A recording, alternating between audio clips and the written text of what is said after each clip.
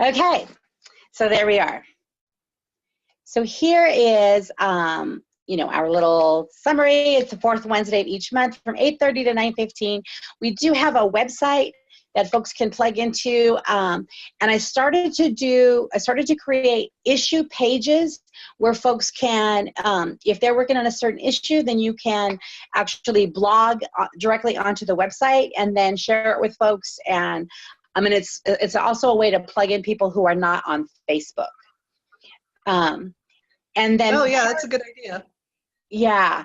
And so especially some of the, or even a lot of times folks will unplug from Facebook just because it can be so overwhelming.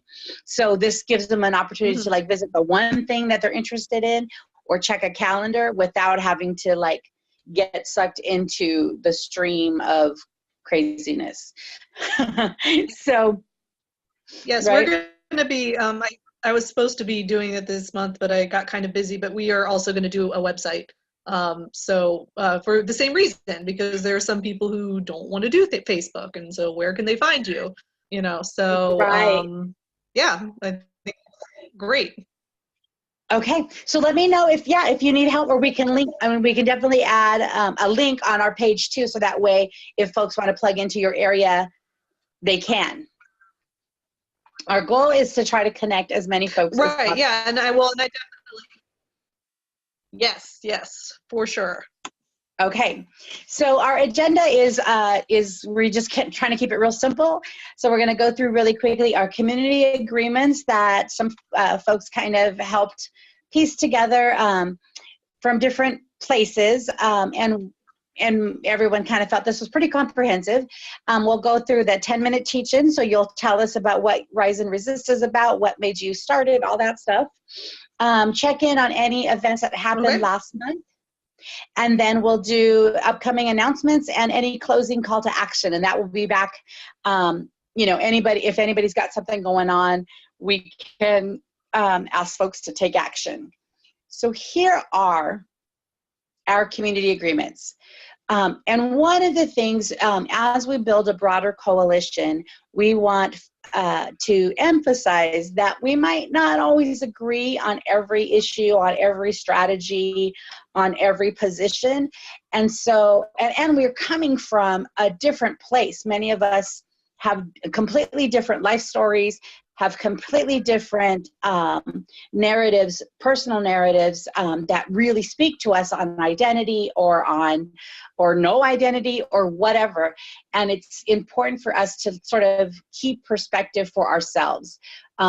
Know who we are, practice self-focus and self-care, and notice when we might feel defensive or like going, no, that's not the truth, or that's not the way it is, or I don't do that. So just kind of practice that by allowing ourselves to be very sure of who we are, so that we can start to learn about each other wholeheartedly. And so this is trying to create that community. And one of the ways to do that is to practice the both and instead of either or thinking. And that's just kind of how it sounds. It's like, it's my way, it's either this way or this way, and that's it. No, we can do this and we can do this. We can walk and chew gum at the same time. We can address climate change and we can talk about, protecting women's reproductive, rights. We can do many things, and we can hold two or more ideas in our hands and still function just fine. But with that in mind, we also should expect and accept non-closure, meaning we're planting seeds with each other, we're planting seeds out in the community, and we are not always going to get like the happy ending right now or win the argument right now. And so just be aware of that. And also being aware of and accountable for impact. So a lot of us have biases that we accidentally can trigger other folks, that we accidentally can can be mean or hurtful or say something derogatory. I do it all the time because I say what I think. I'm trying to get better, that my mind is cleaner on what I think, so that what I come out is just love and care. But sometimes I get snarky. But to be aware of that and accountable for the fact that I didn't mean to hurt you, but I did. So we need to acknowledge that. We need to be aware of that. Actively listening. So it's hard on a conference call, right? So many times people are trying to multitask, and a lot of folks hate conference calls in particular because you never know if someone's paying attention. So this is where the Zoom call is very helpful, because the camera's on everybody and we can see who's paying attention and who's not. But use your energy to listen to what is said before thinking about how to respond. So, really kind of lean forward into the conversation and hear it first before we respond. And then we're about building relationships. So speak from your own experience by using I statements, ask questions to understand the source of disagreements, make space, meaning share speaking time and try to speak after others who have not spoken. And then confidentiality is key. Trust is built when we share the message, not the messenger. And then when we are in person, ask for positive confirmation before physical contact, hugs, pats, etc. Some folks are sensitive to strangers touching them right the first time that they meet them. So just ask for those sort of positive confirmation. And that is our agreements. So I hope they resonate with you. And if you have any suggestions or additions, please let me know. No, all looks great to me. Great. And then Jocelyn, you're on now. So hey, Jocelyn, thanks for joining us. Of course. I'm here. Got you. I got muted. Sorry. I was coming through. What do you think of the agreements? Are we doing good there? Yeah, I think also adding about how to do conference calls, but also having one thing I learned working with Move On is the stack system, right? Oh, right. So I think that helps for keeping the meeting going, but also giving people space to participate and then not speak over one another, because I think sometimes that's the hardest part. I've tried so many times now in my new working spaces, in my new spaces of community where I try to bring in the stack. People don't tend to want to participate. So I'm trying to make it a norm. Okay. And then the other part that I think is always really good to bring into community agreements is learning equity, as we how to be thoughtful, how to be equitable and inclusive, and the language that we use to communicate. I don't know, something along those lines, but yeah. No, that actually makes sense. And I think one of the one of the tools that we got with the Sierra Club Equity and Inclusion program was sort of a glossary of terms of that, so that we're all talking the same language. Because sometimes jargon and then folks are hesitant to ask, well, what does that mean? Or they have their own understanding of it, and it maybe is not the same thing. But specifically around the equity and inclusion, I think you're totally right, Jaws. So I just grabbed a pen so I can write that down. So the equity inclusion piece, and then the stack, and really what's called a progressive stack, right, where we typically have folks who are who really a lot of times aren't given the mic, to have priority to get the mic first and go from there. Mm-hmm. So here we are. So this is available for download at our website, and what I just did, feedback is encouraged. So, but our overarching theme is that we were trying to build community. So our membership, this is a quick little commercial so that y'all know what we're about.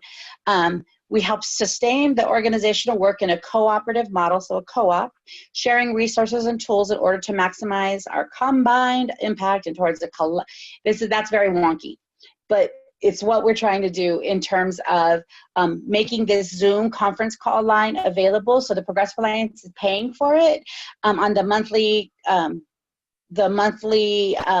program, which means that we have access to have calls, one call happening 24 hours a day, 7 days a week if we wanted to. And so we're making that available to our organizations to use. You just call, send me a text or email.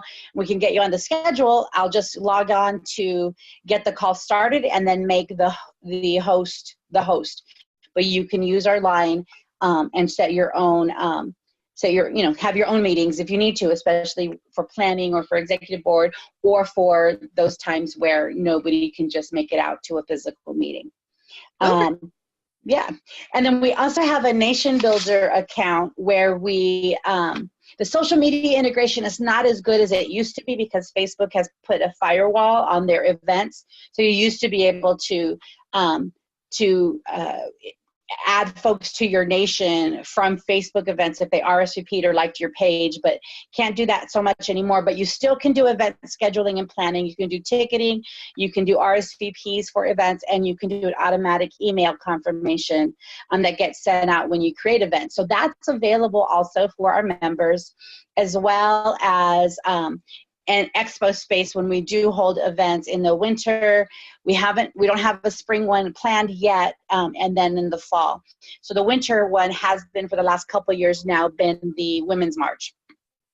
We have a community calendar, we have organizing help, where we share the events, training resources, and now we just have a brand new button maker. So if you need to make a button or two, we can share the button maker and just give them to folks for depending on how much it costs us to get the supplies, but anywhere from 25 cents to 50 cents each, and then you can turn around and make that a fundraiser for your group.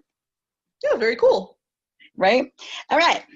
And then we just ask folks to kind of contribute whatever they can from, obviously no one is turned away, but anywhere from $0 to $25 a month, $5, $10, $15, $20, whatever you can do, based on the size of your organization and how much support. We wouldn't want anyone to put this out individually, but as a group or an organization, folks can pitch in and then help us sustain all of these things and get even more resources, including our big goal. Our big goal would be to get an actual office headquarters for folks to have a meeting space and have a place to store things or sort of work from when restaurants and things are not always available.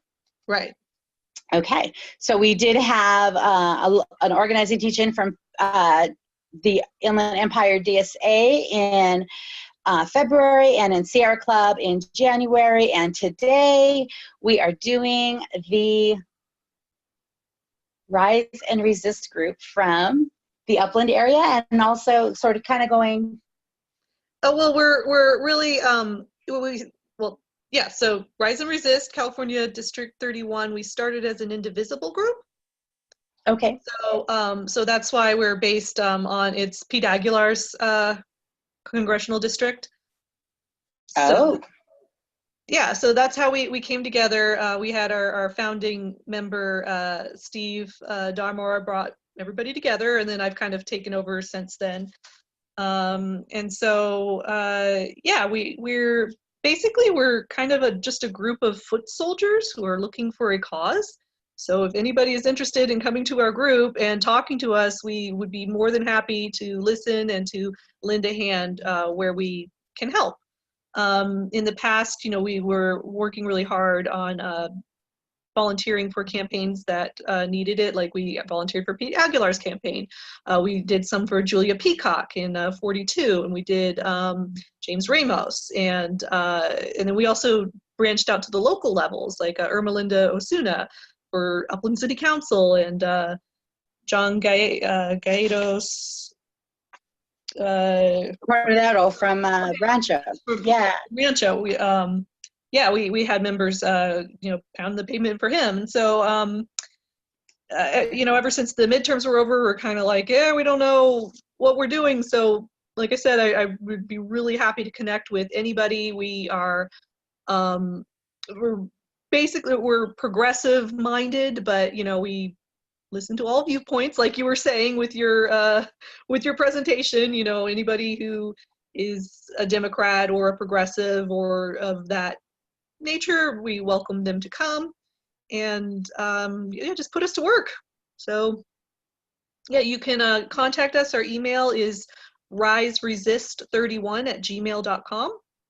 So yeah, just shoot me an email. My name again is Elizabeth Stidham, and that's our pitch. You can also find us on Facebook, and I'm working on getting a website up. Okay, and then riseresist@gmail.com. Yeah, riseresist31@gmail.com. Okay, 31. And so the focus is the congressional district, and then sort of everything that happens in here, right? Yes. Yeah, we're Okay. anything, on the local level, on the state level, on the national level, wherever a progressive cause needs people to volunteer, that's what we're here for. Nice. How big is your membership? We have probably about like 25 to 30 active members, depending on, what's going on. Are you connected to the other affiliate groups are you connected with? Like your membership it includes like people from Indivisible, you said? Well, we're kind of just our own thing. Like I said, we started as an Indivisible branch, by using the guide. And Stephen, who started it, he just the way I found him was after the election in 2016. I was looking up Indivisible groups. I have to get involved now. And we met in like a pizza restaurant or something. And man, those first few meetings, for about 6 months, we were having, we had like 50, 100 people at our meetings, and then it just kind of died down. Yeah, we have but yeah, direct action for sure. Have you guys looked into voter registration efforts?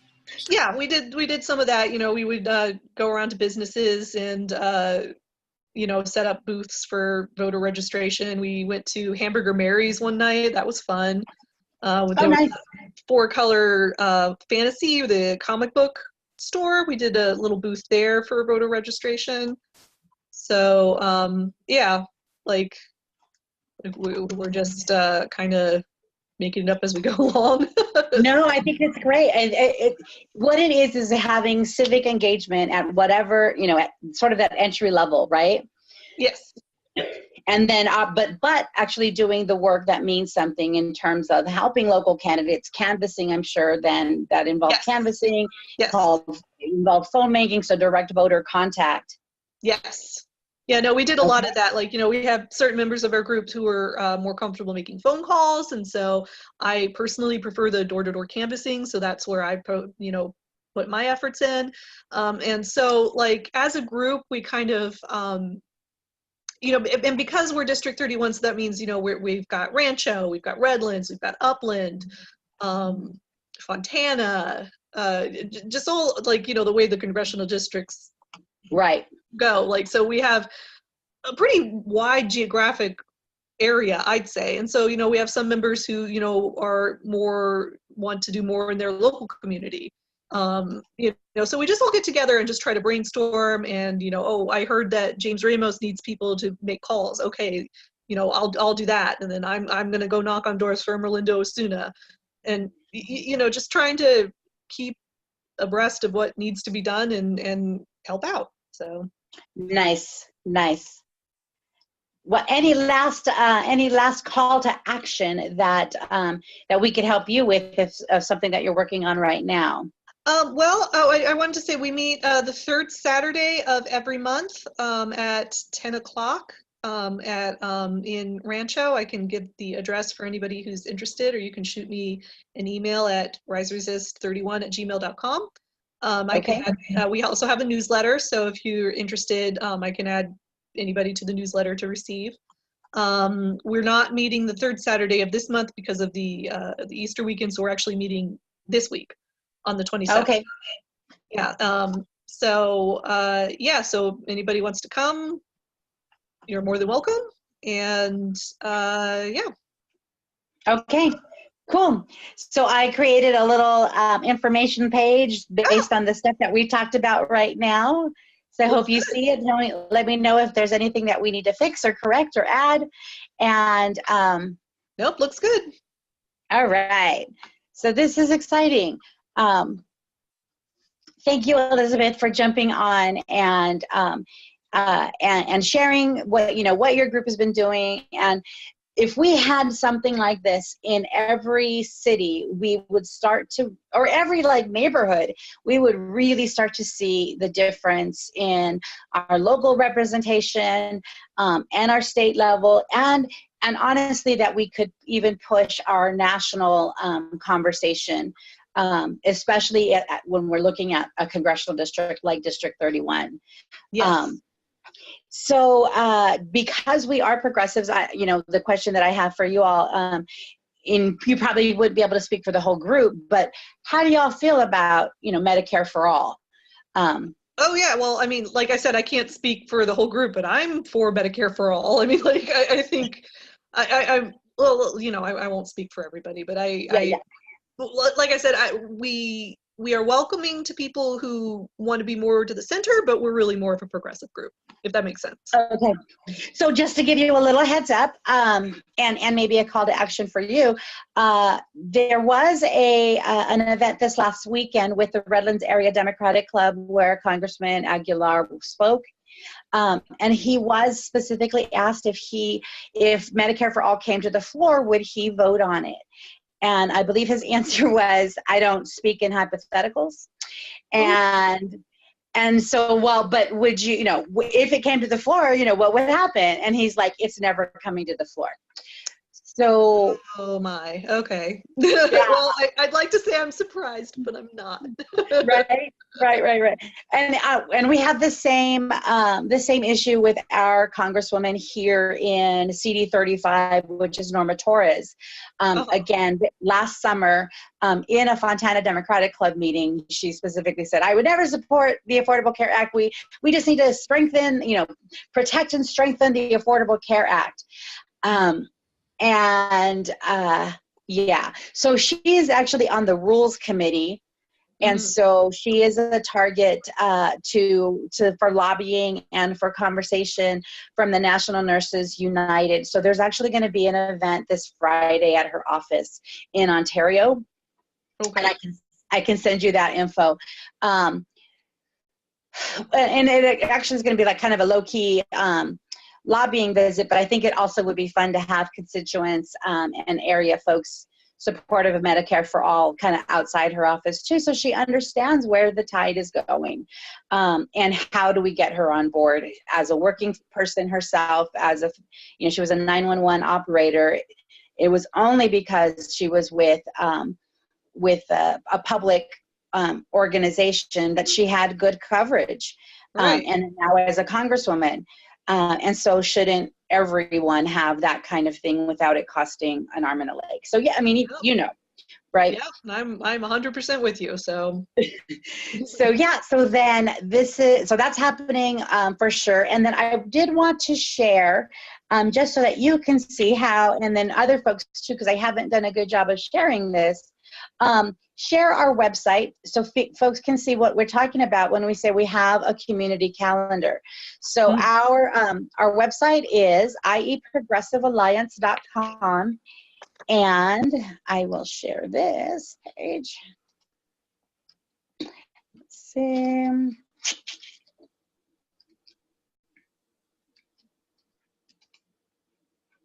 La la la. I always lose my little button. Okay. So our ieprogressivealliance.com, our air quality, there it is. So Fontana Good Neighbor Coalition participate in the Air Quality Flag program. So we have the air quality for San Bernardino and Riverside regions. So our ozone level is pretty moderate today, and our particulate matter was good. So that's good. So this lets us know our air quality. So here we have our organizations and groups, and this isn't as organized as I want it to be. This just has folks who participated in our expos for the different ones, as well as like their contact folks. So you can kind of see some of the organizations and some of the leaders. We'll definitely, get in with you on that. And like I said, I need to build our website, which I've been meaning to do, but you know how it gets. But yeah, so one of the things that I'm going to bring up at our next meeting is we want to get events, like, to figure out like what's going on where and when, and be able to point people to a place like this thing in Ontario. If you are available, you can hang out there or whatever. I mean, it would be really helpful. So this is great. So then, so then on Facebook, what I do is on the Progressive Alliance page and in our group, we're connected to a lot of the different organizations. So we'll go and grab, some of the events and add them to our page so that they show up on our calendar, and there's one place where all of it is showing up. And we'll also, if it's a public event, then we can export it as well and plug it into our Google Calendar. And then again, for the folks not on Facebook, they could see the things that are going on throughout the region that we've been able to plug into. Oh, and this is great. So then, it's just exactly what I was hoping to find. So I should have clicked on this earlier. I don't know. I got confused, but this is perfect. I'm very excited to share it with people. So here, so tonight, if we could have made it out to Barstow, UC Riverside was hosting Tarana Burke tonight or yesterday evening at 7:30 from 7:30 to 8:30 out there. Right. So it's just, and then if it is on Facebook, then we'll put the Facebook link on there. If folks have a Google Calendar, they can copy the events to their own calendar and get reminders. But just trying to make it as consolidated as possible, but also for the big events to see how we can amplify the work that each of us are doing more powerfully by joining together sometimes Definitely. In our efforts. Yeah. So to that end, this is one that I'm totally promoting. We have our monthly membership meeting and for Sierra Club. And on May 7th, we're inviting as many groups as possible to join us, at least send a delegate to come hear about our the Green New Deal.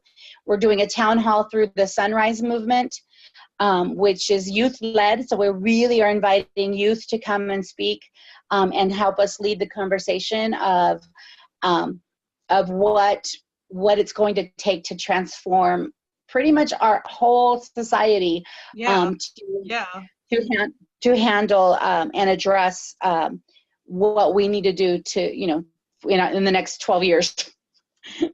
No, it's pretty good. I know it is. It is.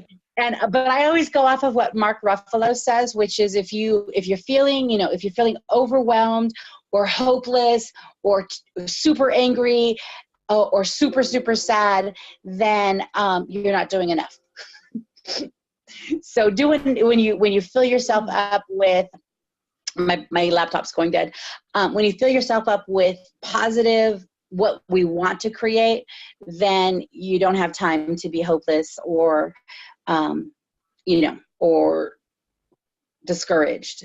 So that's our goal. And then also it's to see that other folks are working together and are working on the same things or working in the same circle of things.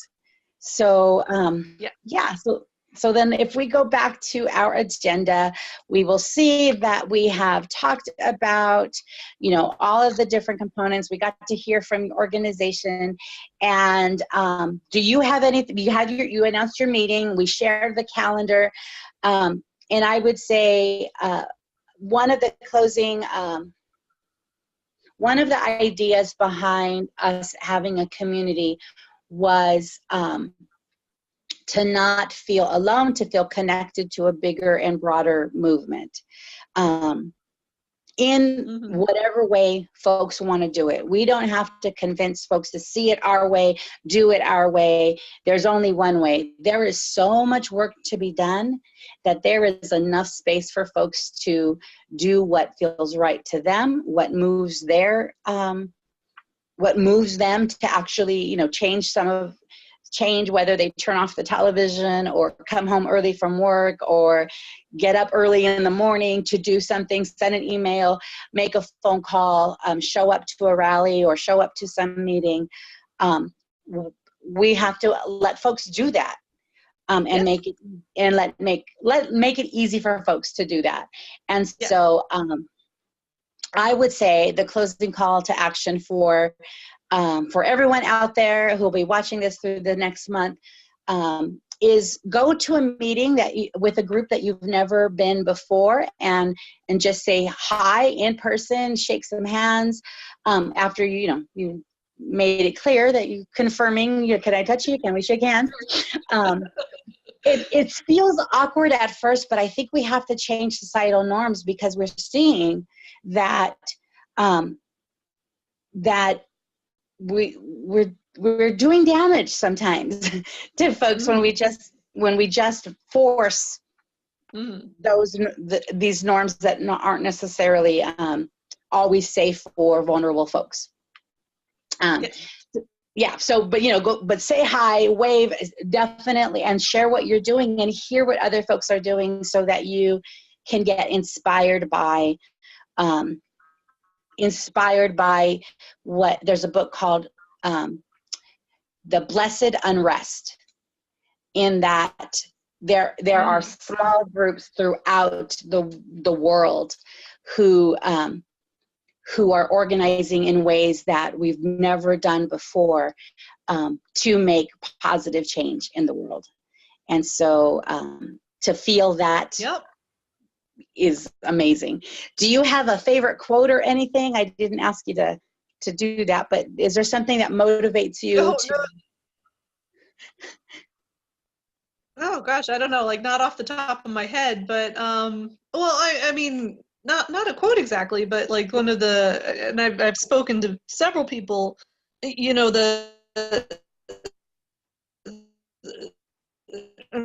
mean, the 2016 election was just so horrible, but the silver, and it inspired me, and I feel like so many people, like you said, are coming together, and it's really wonderful to see, and I feel very hopeful that so many people are involved now, which is right. Good. It is a good thing. It will continue to be. It is a good thing. So yeah, I think that's good. And it's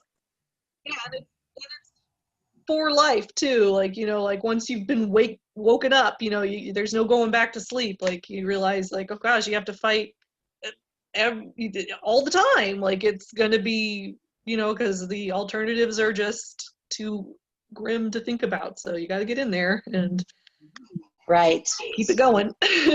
Right. And honestly, I mean, I know that I do it for my children, and I'm sure that you do too. But it's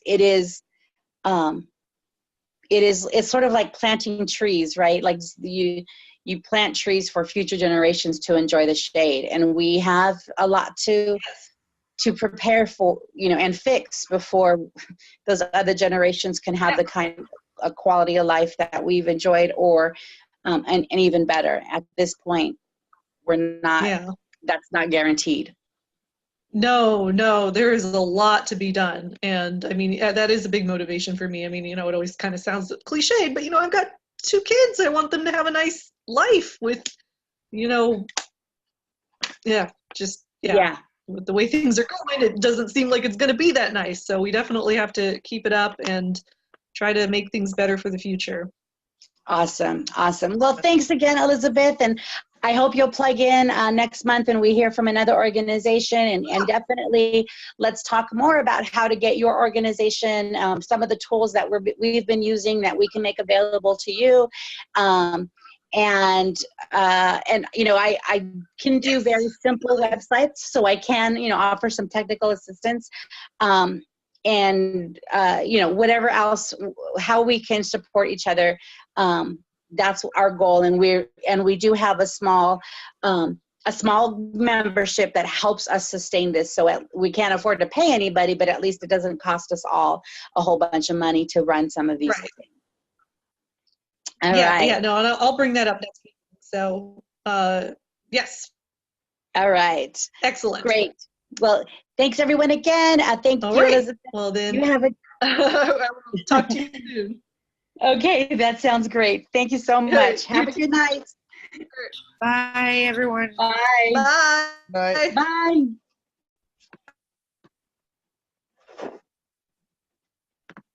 Oh, Jocelyn, you're still there. Hey, Bobin.